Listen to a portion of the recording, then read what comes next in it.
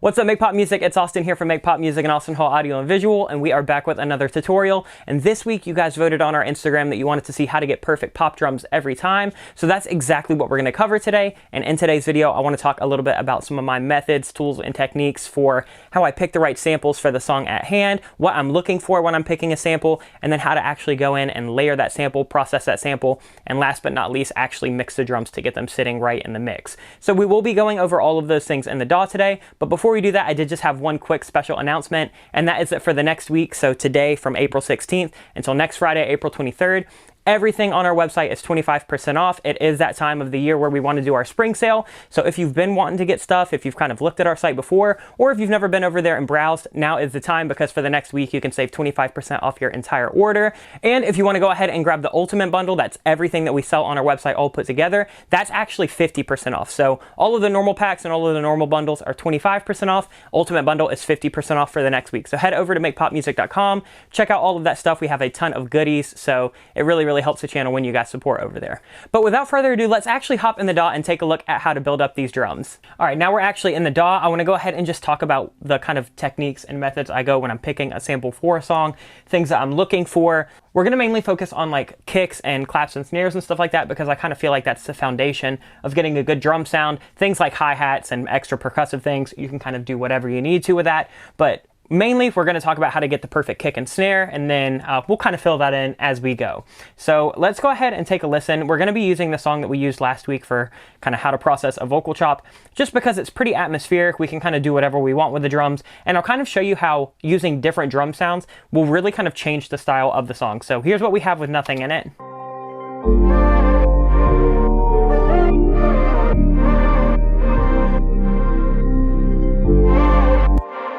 Right off the bat, super ambient, super atmospheric. There's a lot that we can do.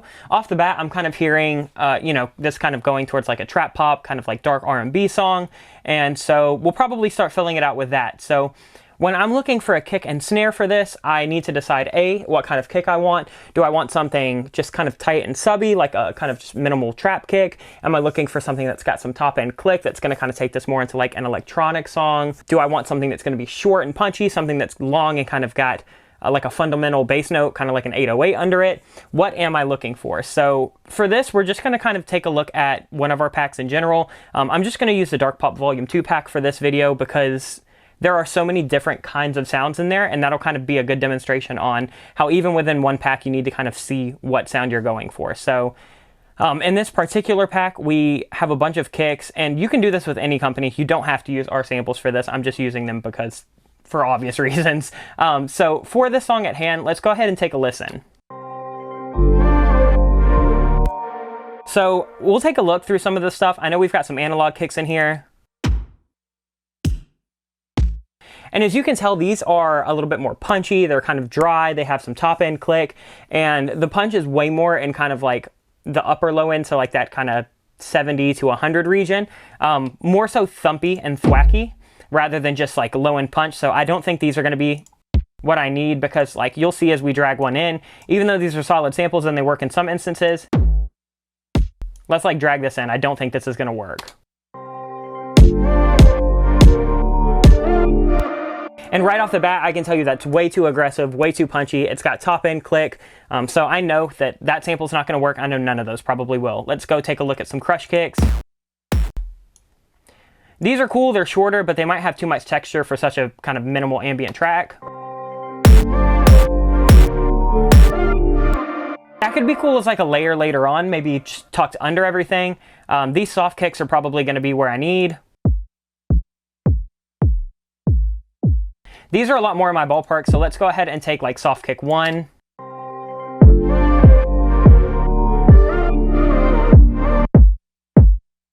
That one's better. Let's take a look at soft kick 2. Soft kick, or a soft kick 10, that one's a little shorter. This might be even better, because since we have that big long sustained bass pad, I don't want a ton of low end just kind of sustaining that kick.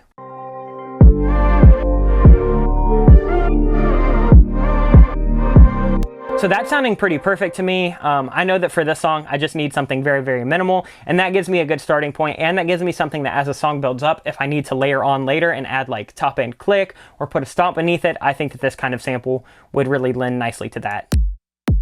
These stumpy kicks, again, these kind of have a lot more top end. Let me show you what this sounds like in the mix. This will kind of take it more into like an electronic vibe. More of like a gray, like Zed style song.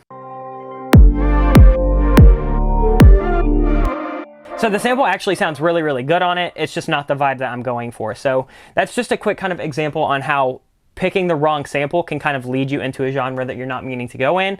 So we will be going back to that kind of soft kick. And then once I have a kick selected, I just like to play with the tuning and see if I can get it sitting a little better right off the bat.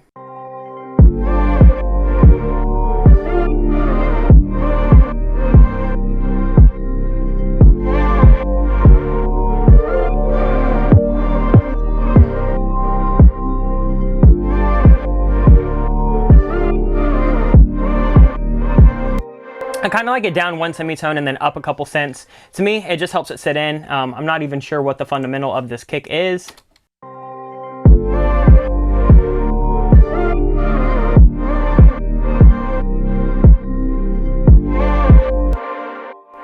All right, so that's in key. I think we can work with that. Yeah, that'll definitely work. All right, so now that we've got a kick, I think the bass sound is selected. I kind of took you through my process of, you know, you want to pay attention really to the transient response. Is it going to be clicky? Is it going to be thumpy?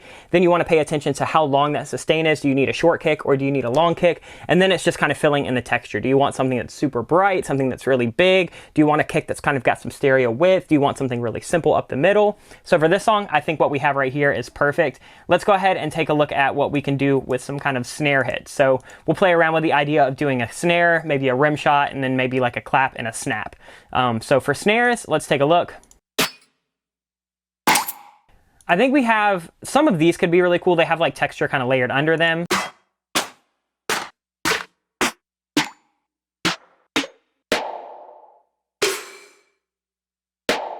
Let's take a listen to like what this sounds like.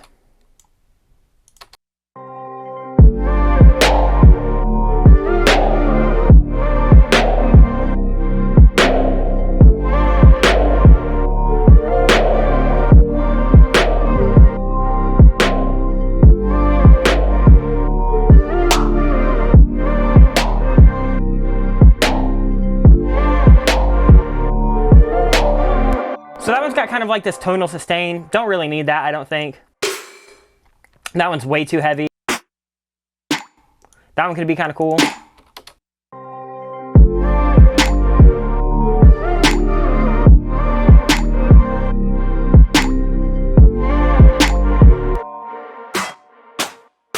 I don't know if I need a snare this big right now.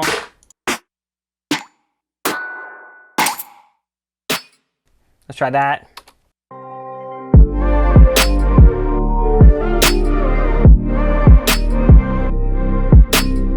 So when we're doing these snares, especially the ones that have these kind of metallic underlays, that's definitely seeming a little bit more hard hitting. It's kind of giving me more of like a trap element rather than just like kind of a, you know, hip hop inspired pop track. It might be too much for this song at hand. Let's see if we have any other kind of snares. I think we could probably use something like this a little later, kind of layered under.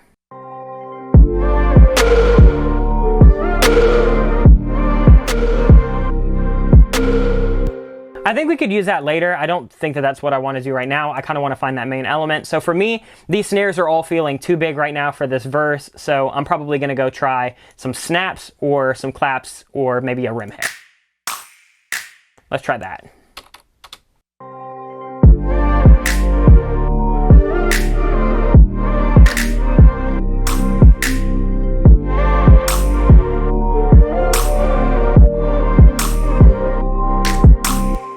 I like it. I don't know if I like that like tambourine shot.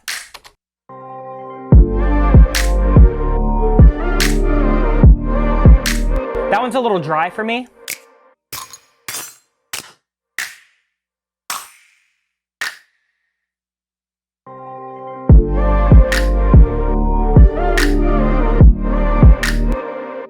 Maybe I can throw on some reverb on this, and then that might get us hitting a little better. Let's try that.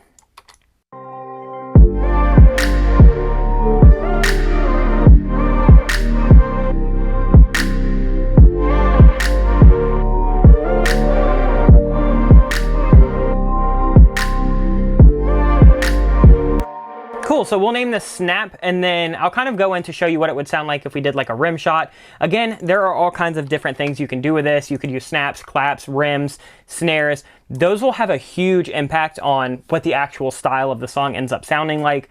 So it's all just about picking things where, again, very similar to the kick, you're listening to the transient response, you're listening to the length, you're listening to the tonality, and then it's just about finding the right texture. So let's go ahead and see what rims we have.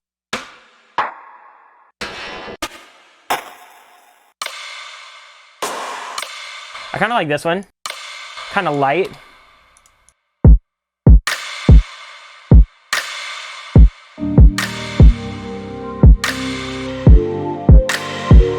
I'm gonna take it down 2 semitones because I think that right now it's a little high, and then I'm gonna filter this out. It still has that reverb on because we just duplicated the snare track. And then let's do something like this.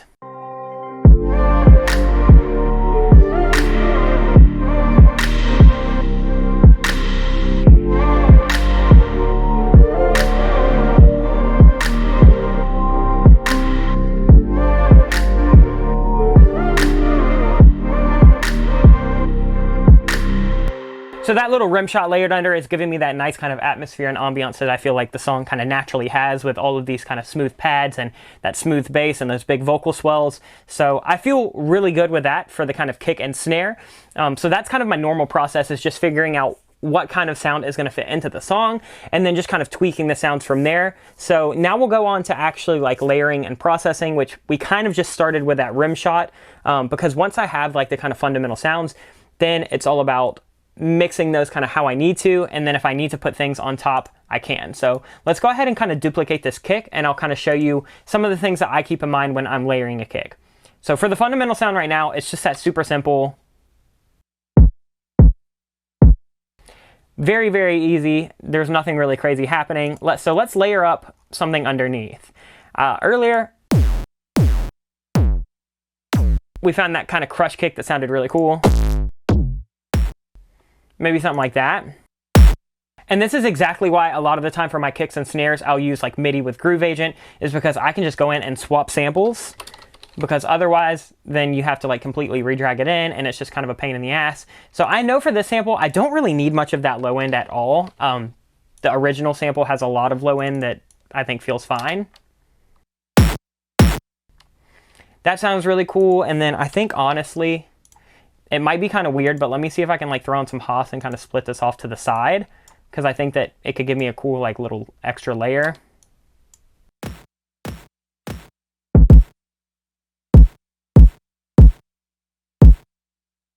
Let me filter out some of that top end.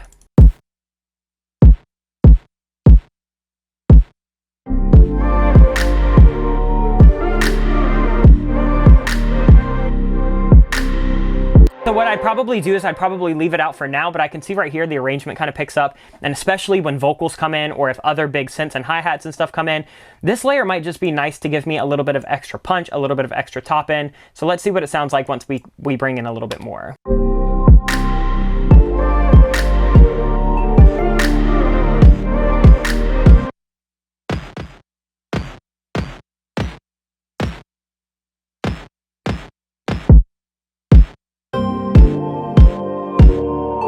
I tuned it down one just to, I think, kind of put it in the key a little bit better.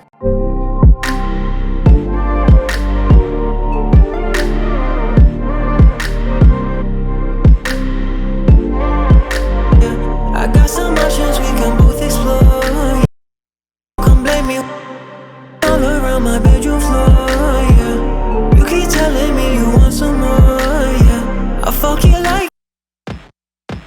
And I think I want a little bit more kind of click and transient out of this, so I'm going to put on something like Camel Crusher, just to, I think, give me a nice little bit of compression.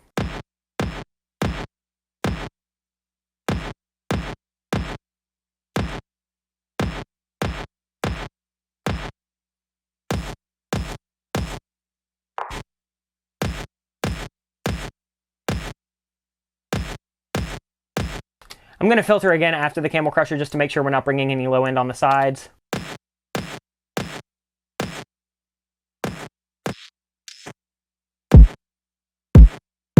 I got some options we can. You keep telling me you.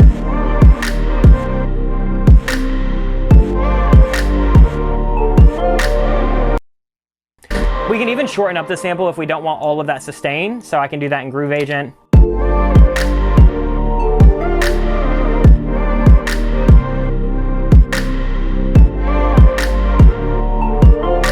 I kind of like that. I don't really think I need all of that sustained bit crush, so that's feeling pretty cool for me. We'll kind of leave that in there just to kind of bring in some texture once other elements come in.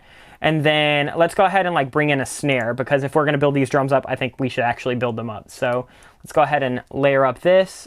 I'm just going to duplicate it, but I am going to go ahead and take off that vintage verb because I know we're not going to need that. And let's see what we can do with this. I think now might be the time to kind of bring in one of those like metallic-y snares, because to me, once we're kind of building up that kick, I think we've got a little bit more room.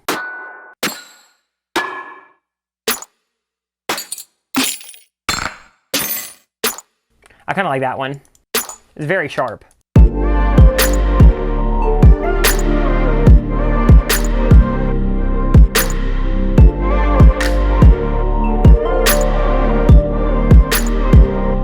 That feels pretty cool to me. And then let's go ahead and layer up. I know we talked a little bit about that tonal snare, and this might be a lot right now, but I'm just doing this for the purposes of showing you how to actually pick sounds and layer sounds. So we had that tonal snare earlier.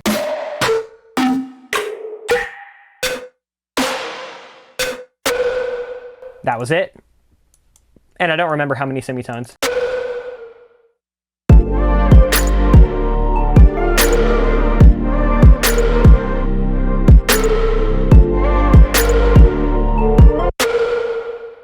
So this, I think, can be way filtered out. I just really kind of want it as like a background ambience element. I don't really need a lot of that stuff there at all.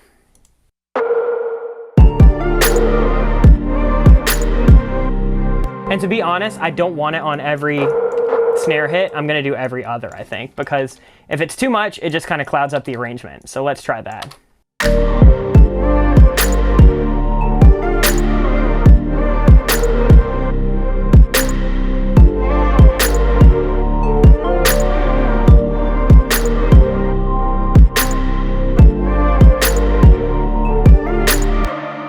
So we went from this really, really minimal arrangement right here with just these two kind of soft pads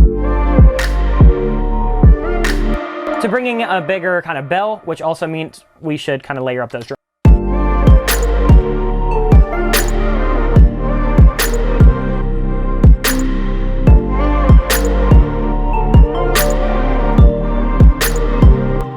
So I feel pretty good about all of that. I'm just going to drag in a kind of percussion loop. So I'm a big fan of just going straight to Sounds of Life and seeing if I can find anything that adds a cool little bit of texture.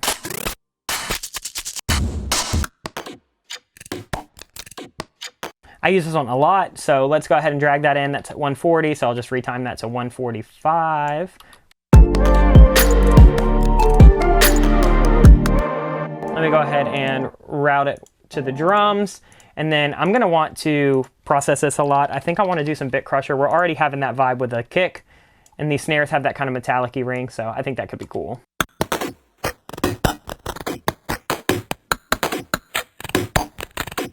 Let's take it up a few semitones.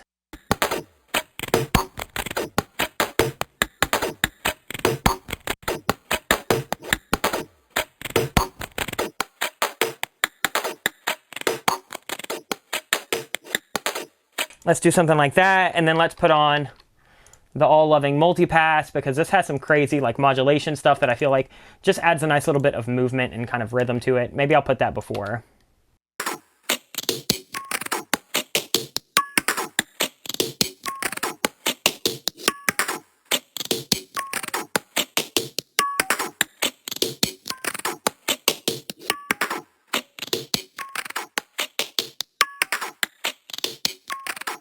Let's hear that. That might be too transient.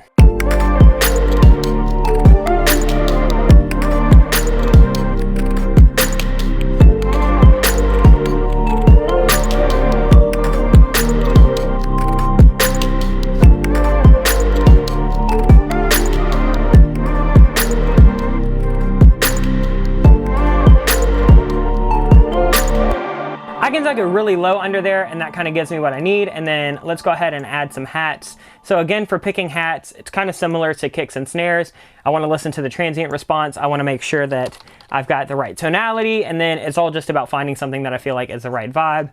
So let me go sort through.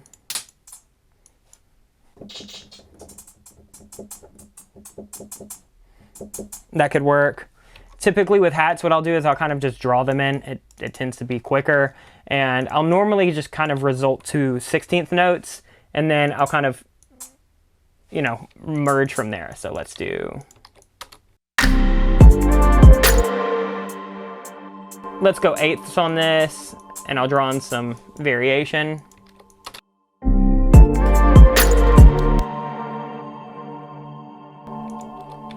And then once I get these all layered, I'll go in and start adding like little glitchy ones.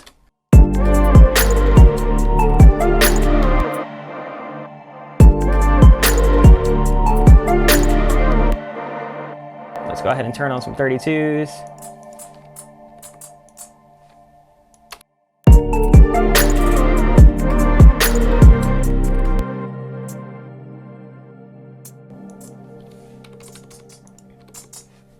All right, so now we've got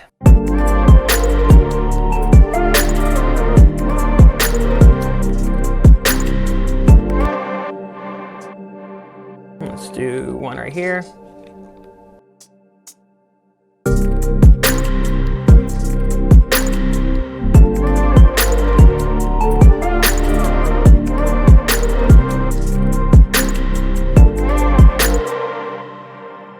Let's do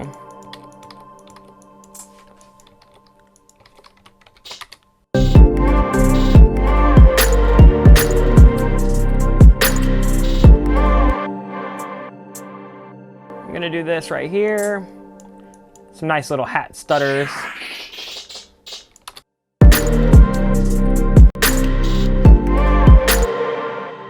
Cool, and then let me just put one right here.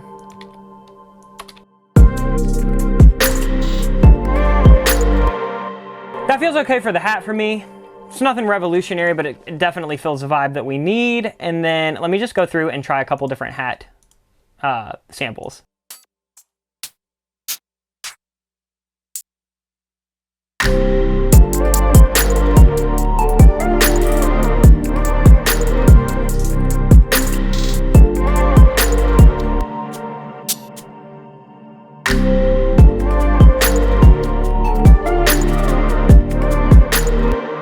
Honestly, like this one, it's almost like a shaker. It's like super soft and it doesn't really get in the way.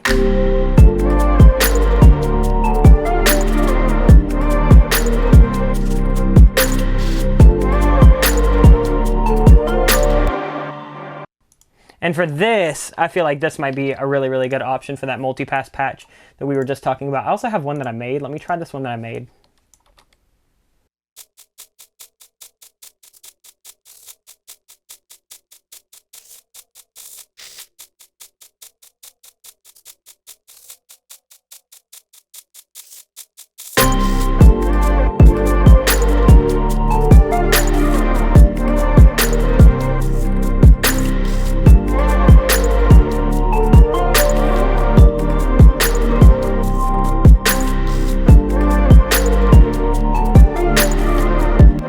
Like it spread out. It might be spread out a little bit too much, so maybe let me dial that mix back on all of these bands just a little bit.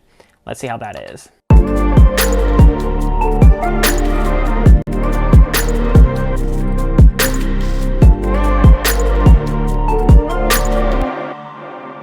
Cool, so now we have some hats, and then the last little thing that I'll do when I'm going in and filling out drums and percussion is actually go in and kind of mix them while I'm producing. So all of these are super processed samples. One thing that you want to keep in mind when you're using a bunch of samples is 99% of the time when you get them from a pack, whether that's one of our packs, something from Splice, something from like Echo Soundworks, Cashmere, whatever, they're normally processed as hell already. So, you know, this kick sounds really nice and simple.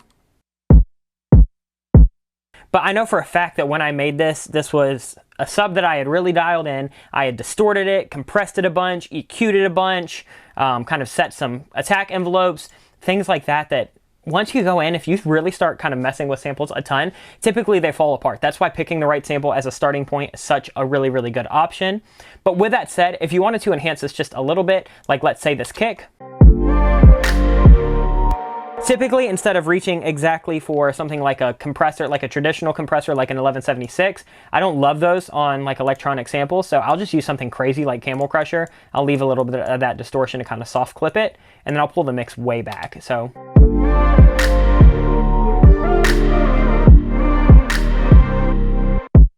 if I'm wanting a little bit more of that punch and that knock rather than just that kind of soft subby hit, this will give that to me. It's really just about what do you want, you know?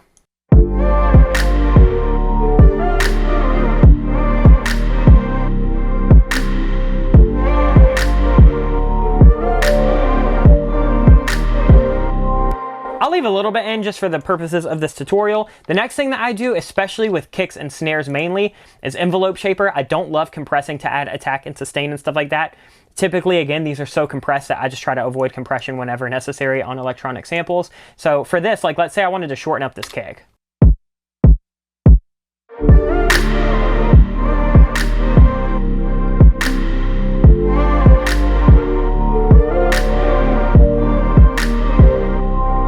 Let's say I wanted to make this kick really long. And this will kind of soften that up. You can even soften up the attack.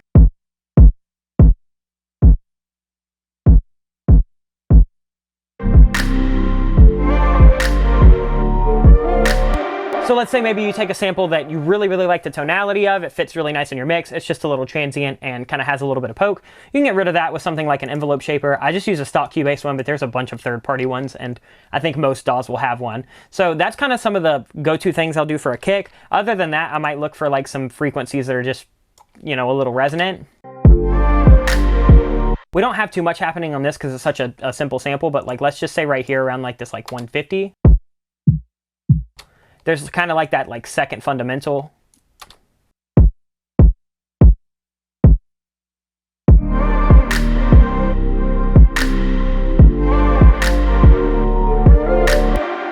That can kind of soften it up if you're just looking to kind of set it a little farther back in the mix and then not really punch on small speakers so much. You just want it as kind of like a nice little sub. That'll do that. Other than that, you could take away some of the sub.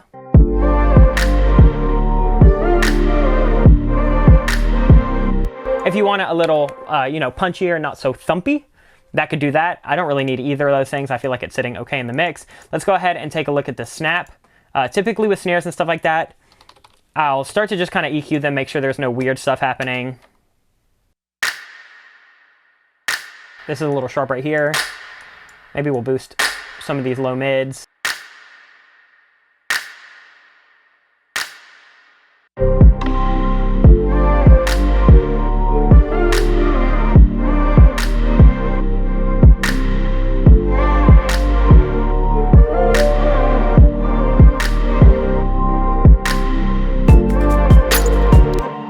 Something else you could do is like add some delays. Again, this is kind of mixing, you know, the mixing section with the production section, but a lot of the times when I'm going to mix for an artist, if the song just needs a little bit of something, maybe sometimes I just throw on a little bit of delay. And this could add like a nice little backbeat.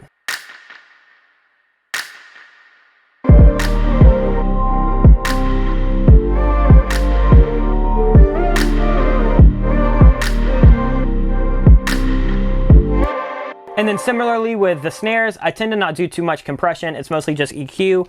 So for this, I know that this is a super bright snare, but I kind of want some more of that like low end punch.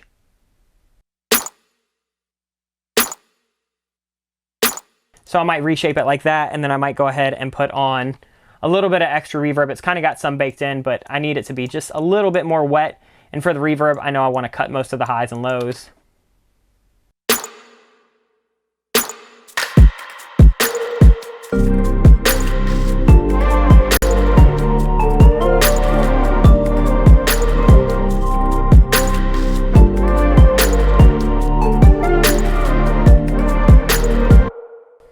Let's say for this tonal snare, maybe I want to saturate it a bunch, and then maybe EQ it after the fact.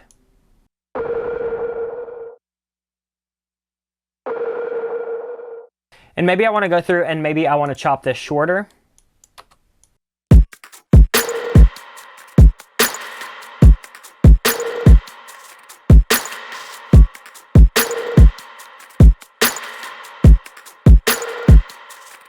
There we go. You see how, like, if I EQ past that fundamental, it'll take away some of that tubbiness?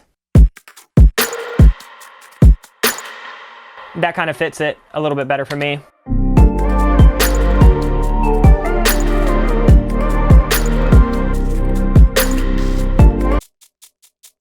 And these, I kind of like how soft they are, but I think they could use a little bit of attack. So this is where I'll go in and I'll use something like an envelope shaper to give me a little bit more. But maybe for this, I use a multi-band envelope shaper.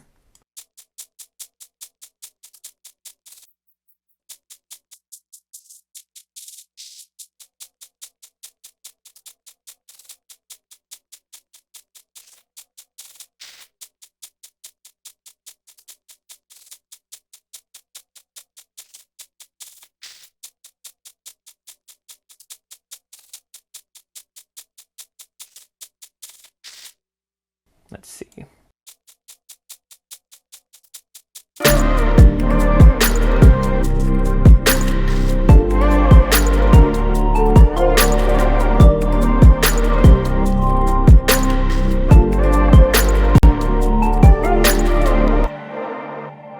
And that's pretty much all I would do for these drums. I mean, this video wasn't about how to do drums for this particular song. I just wanted to pick a song that was kind of a blank canvas where I could show you how I pick samples, how I layer up things, and then kind of how I process them and mix them to get them sitting really, really nicely in a mix. So just remember, when you're using pre-made drum samples, I like to kind of go about it as formulating them to get the sound that you want. So whether that's adding reverb, delay, EQ and stuff like that for specific effect. But when it comes to like mixing it, I don't think that they're going to need too much EQ or too much compression. Maybe a dB here and there, maybe a couple scoops to get, you know, weird kind of resonant frequencies out of your mix. But other than that, as long as you have the right sample, you can kind of pitch it up or down to fit really, really well in your song. And you just go about layering things very intentionally. I don't think that you're going to run into too many mixing issues. So take a simple approach when it comes to drums. And there you have it. That's some of the processes that I go through when I'm building the drums for a song. Again, sample selection is key. So if you're looking for some really, really solid samples, definitely head over to our site right now and get them on the spring sale for 25% off. Sorry, I had to do the plug. But with that said, there are tons of good companies that have awesome samples. You can always use something like Splice. Our friends at Echo Soundworks have really, really good samples. So good samples are not few and far between. It's all just about finding the right sound for your song at hand. And then once you have that kind of bass sound, it's all about knowing how to process that, build that up, and then mix it to sit right in your track. But hopefully you guys liked this video. If you did, like, comment, and subscribe. It helps us out a ton. Let us know what kind of some of your techniques for picking the drums for your track are. Let us know what some of your favorite sample packs either on our site or on other sites are, so we can check those out. And then also, if you want to head over to the website makepopmusic.com, you can support that for the next week with our spring sale. But that's going to do it for this video. We will see you guys next week. Head over to our Instagram if you want to vote in the polls for what we're doing for our weekly content. We've been kind of leaving that decision up to y'all recently. So head over to @makepopmusic on Instagram if you want to have a say in all of our content. But that's going to do it for now. So until next time, much love everyone. Peace out.